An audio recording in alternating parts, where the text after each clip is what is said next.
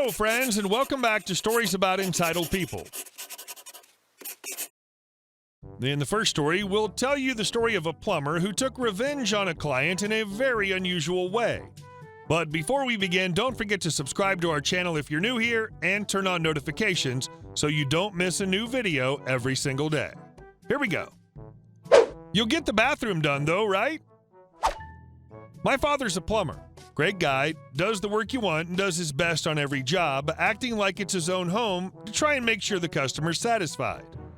He was doing a job at a home where they wanted a complete bathroom remodel, asking the owners of the home the whole way through specific things, where they wanted the sink, shower, toilet to be located, what kind of tile, what designs for said tiles, even down to what color grout they'd want.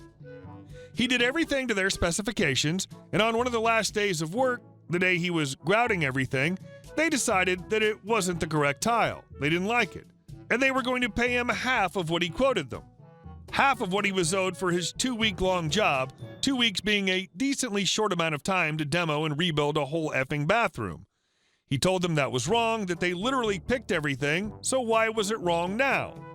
They didn't care, told him to finish and leave. My father, ever the people pleaser, did so. Except he mixed sugar in the grout, then grouted their bathroom.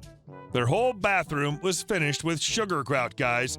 He only got paid half, but much more than that they had to spend on bug sprays for years. Years, nothing could keep the bugs away from that sweet, sweet bathroom, according to a neighbor of theirs who was a friend of my father's.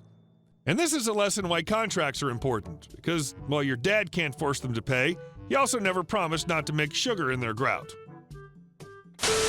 And our second story. What do you mean you won't mow my lawn when you can't even mow your own? To give some backstory, I'm 19 and in community college, living in a small neighborhood in my parents' old small house. I mow my own lawn, which is reasonably small because there's no HOA and I can't hire anyone to do it for me. Also, the sun and exercise is great. 3 of my neighbors are either elderly, don't have the time, or don't own mowers of their own, so I mow their reasonably small lawns for free at the same time I mow mine. I live in a very close neighborhood, so while I may do mowing, another neighbor may power wash driveways or some such. Let's just say I mow out of the goodness of my heart. I get compensated with a bottle of cold water afterward by 2 out of the 3. The third, however, is where the malicious compliance begins. The third neighbor is a very stubborn 40-something-year-old lady who owns her own mower, can afford to hire somebody to do it for her, is very specific about how and when her lawn gets done, even though it's free. Reason 3 pisses me off the most, honestly, because she doesn't let me use my mower or fix hers. Seriously, it's like she's punishing me for volunteering to help her. And this mower is a piece of crap. The blades are dull and she doesn't let me sharpen them. It's clogged full of old grass, she doesn't let me clean it, and yet every time I ask if I can tidy it up, she snaps, "Quit wasting time and just get the job done."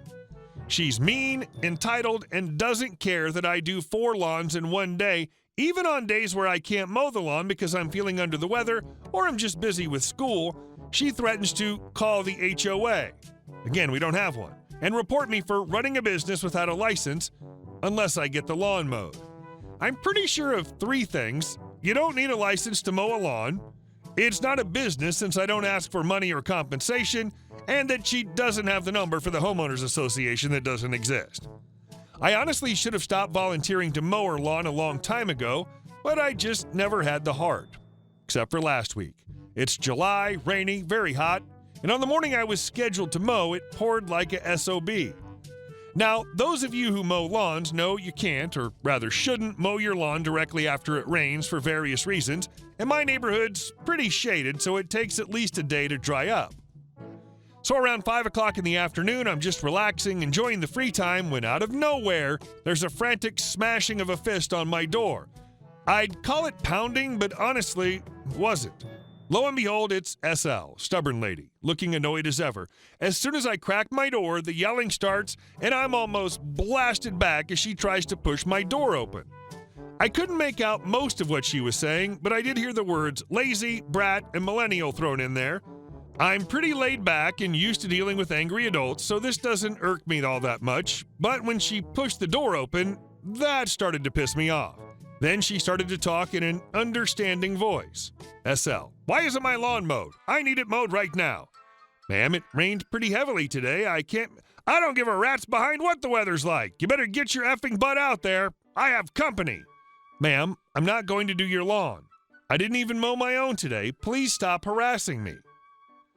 SL, with her teeth clenched and neck veins popping, if you don't mow the lawn right GD now, I will report you like I should have done a long time ago. Now, while I could have argued, which I don't like to do, I thought of a better plan. Okay, ma'am, may I at least use my mower? No GD way, you snot-nosed kid. I want my lawn exactly the way I like it. My plan was in action. So grabbing her lawnmower and seeing that her and her company's freshly rained-on fancy cars were all right on the edge of the lawn, I started to mow. I only got about halfway through before the mower completely shut down due to clogging and the sheer dullness of the blade, but it all worked out. Later that day, after a nice shower and meal, I heard the reaction to my compliance, which was, to my amusement, the insane screaming and ranting about why the lawn was only half done and every car was caked in mud and grass. I only got in trouble with her as none of the neighbors liked her very much, and of course she threatened again to report me to the non-existent HOA, to which I said, go ahead, and then once and for all told her that I refused to mow her lawn ever again. And our last story. You want to think you can threaten me with no consequences? Enjoy jail time. This is my first post I ever made on here, and I have a few stories to tell if anyone's interested. But here it is. I used to work at a gas station. Me being only 20 at the time, I needed a job since I was new to my area after moving from one state to another, and the job was good.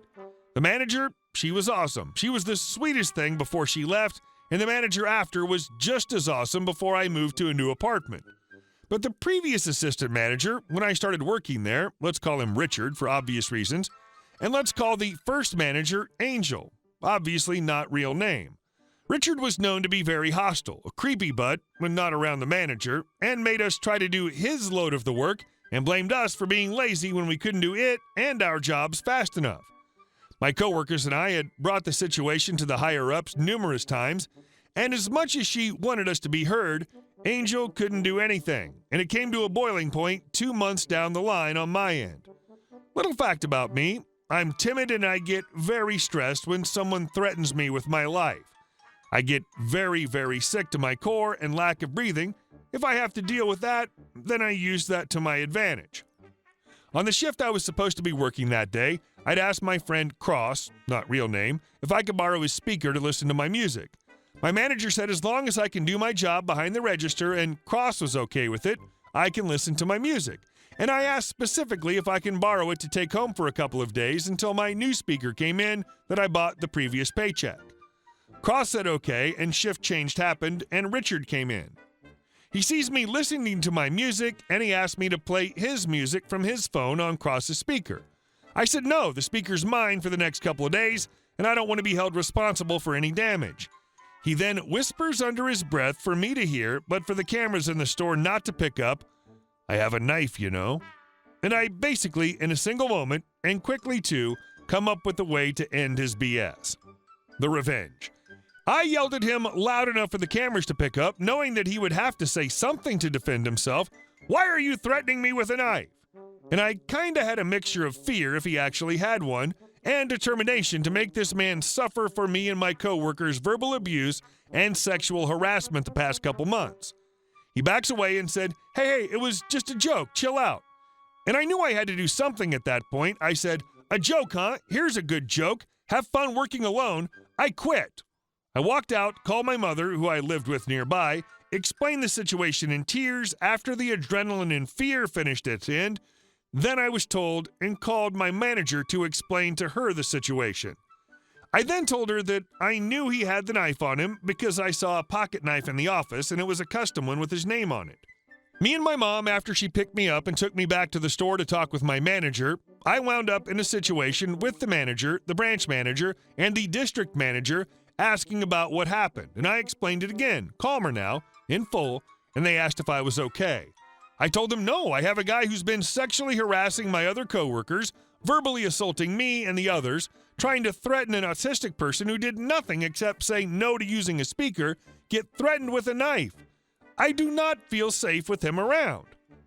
They asked me about the speaker. I called Cross, and he confirmed I'd asked to borrow the speaker overnight and backed me up with what the assistant manager has done in the past. And at that point, police were called. They checked the cameras and heard me yelling about the knife, and after a few months, I come to learn he got fired from his last job and arrested for them finding out he was in jail for threatening physical harm, sexual harassment, and unauthorized concealed weapon. He wanted a speaker, he got a speaker. A few speakers on a podium who put his butt in jail about a week after. Hey guys, thank you all for watching the video. I'll see you in the next one.